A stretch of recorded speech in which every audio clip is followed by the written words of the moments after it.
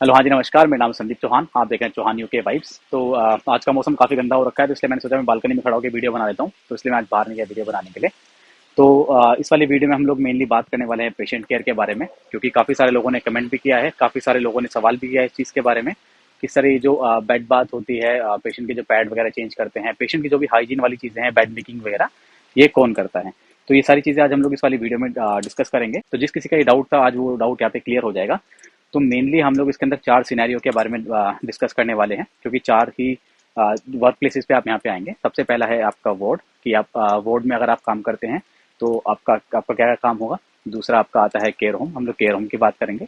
तीसरा आपका आता है आपकी जो स्पेशलिटी एरियाज हैं उसके बारे में बात करेंगे।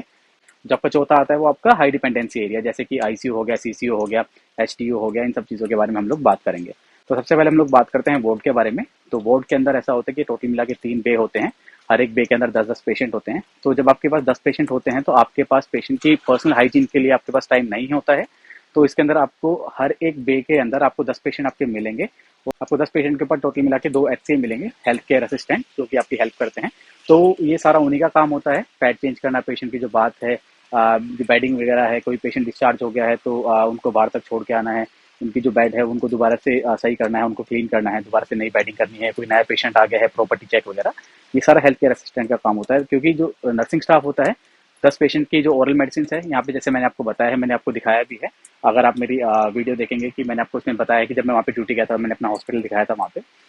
तो आपके पास इतना टाइम नहीं होता है कि आप ये सारी चीज़ें कर सकें। तो अगर आप वार्ड में अगर आप आते हैं, यहाँ पे वार्ड में काम करते हैं, तो आपके पास हेल्थ केयर असिस्टेंट्स होते हैं जो कि आपके लिए सारी चीज़ें करते हैं। तो इसके अंदर आपको ये सारी चीज़ें करने की ज़रूरत नहीं होती है।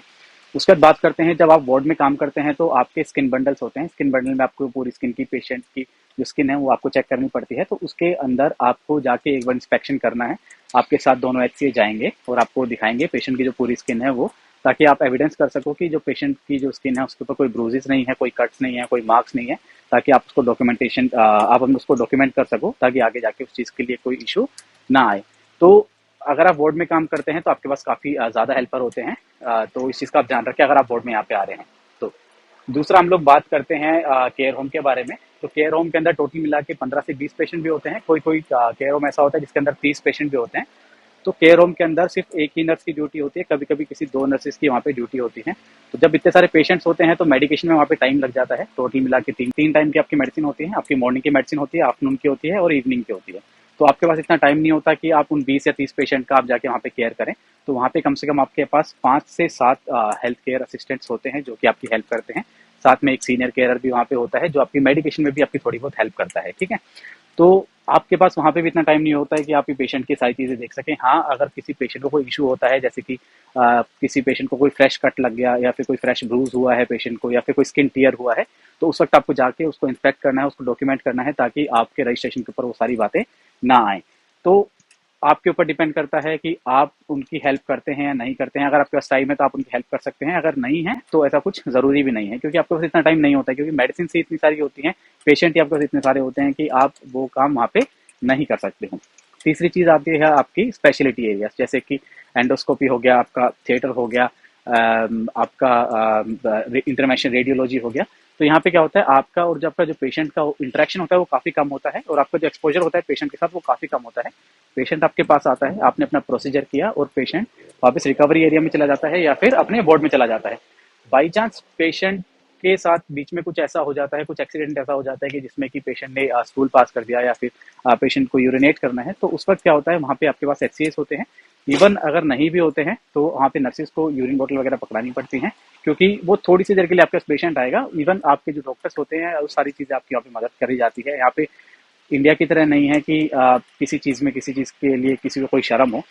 इवन एक एग्जांपल लेते हैं, अगर आप वार्ड में काम करते हैं और वार्ड में मानो आप अपने ब्रेक पे गए हो, एचसीएस अपने ब्रेक पे गए हैं, वहाँ पे सिर्फ डॉक्टर है।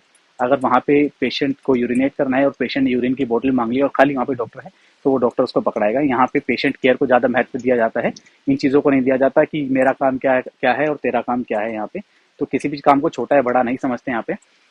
यहाँ पे जब बच्चा 18 साल का होता है तो वो यहाँ पे काम करना स्टार्ट कर देता है। वो बार में काम करता है, वो रेस्टोरेंट में काम करता है। जो बड़े बड़े लोग होते हैं वो मैंने देखा है केयर होम के अंदर जो हेल्थ केयर असिस्टेंट्स हैं वो स्टूडेंट्स हैं, और वो यहाँ पे एमबीबीएस कर रहे हैं, यहाँ के स्टूडेंट्स हैं। वो एमबीबीएस कर रहे हैं पर पार्ट टाइम के लिए वो यहाँ पे हेल्थ केयर का काम कर रहे हैं, जिसके अंदर वो पैड चेंज करते हैं, पेशेंट को यूरिनेट करवाते हैं, पेशेंट की बेडिंग करते हैं। तो काम कोई बड़ा या छोटा नहीं होता है, क्योंकि आप लोगों का एक सवाल था, इसलिए मैं आपके यहाँ पे इन चीज़ों के लिए जवाब दे रहा हूँ यहाँ पे, ठीक है। तो ये आपका आ गया स्पेशलिटी एरिया का। उसके बाद हम लोग बात करते हैं हाई डिपेंडेंसी यूनिट, जैसे आपका आईसीयू हो गया, आपका एचडीयू हो गया, आपका सीसीयू हो गया। इसके अंदर जो नर्स और पेशेंट का जो रेशियो होता है वो काफी कम होता है। आईसीयू के अंदर 1:1 होता है, 1:2 होता है। सीसीयू के अंदर 1:2, 1:4, 1:1 भी होता है। वो पेशेंट के ऊपर डिपेंड करता है कि पेशेंट आपका कितना सीरियस है। सेम वही एचडीयू के अंदर होता है 1:1, 1:2। तो इसके अंदर क्या होता है कि जब आप एक ही पेशेंट की जिम्मेदारी ले रहे हैं, तो आपके बे में सिर्फ एक एचसीए होगा जिसके साथ मिलके आपको सारा काम करना है। अगर बैडिंग करनी है तो आपके साथ एचसीए होगा, उसके साथ मिलके आपको बैडिंग करनी है, अगर आपके पास टाइम है तो। दूसरा, अगर आप पेशेंट का पैड चेंज करना है, जैसे कि मैंने आपको एग्जांपल दिया, अगर सब लोग ब्रेक पे हैं, अगर आप अकेले हैं वहाँ पे, तो आप किसी दूसरी नर्स को अपने साथ बुला सकते हैं, आप किसी दूसरे एचसीए को अपने साथ बुला सकते हैं और आप मिलके उनके साथ काम कर सकते हैं। तीसरी चीज, यूरिनेट अगर पेशेंट कर रहा है, जैसे कि सीसीयू में अगर पेशेंट हार्ट फेलियर के ऊपर है, तो हमें पेशेंट केयर के ऊपर ज्यादा ध्यान देना है, रेदर देन इस चीज के ऊपर कि मेरे को ये काम नहीं करना, ये नहीं करना, वो नहीं करना। तो सबसे बड़ी चीज ये है, आपने नर्सिंग करी है, फर्स्ट ईयर में फंडामेंटल में सारी चीजें पढ़ाई जाती हैं कि बेड मेकिंग कैसे होती है, पेशेंट की हाइजीन्स कैसे मेंटेन करते हैं, ये सारी चीजें। तो ये हमारी नर्सिंग का पार्ट है, इसको करने में कोई शर्म नहीं है। और जैसे मैंने आपको बताया, यहाँ पे स्टूडेंट्स हैं जो हायर स्टडीज कर रहे हैं और यहाँ पे आके एचसीए का काम कर रहे हैं, क्योंकि उनको एक अच्छा एक्सपीरियंस चाहिए। तो फॉरेन कंट्रीज के अंदर ऐसा नहीं होता है कि अपने काम की किसी को शर्म हो।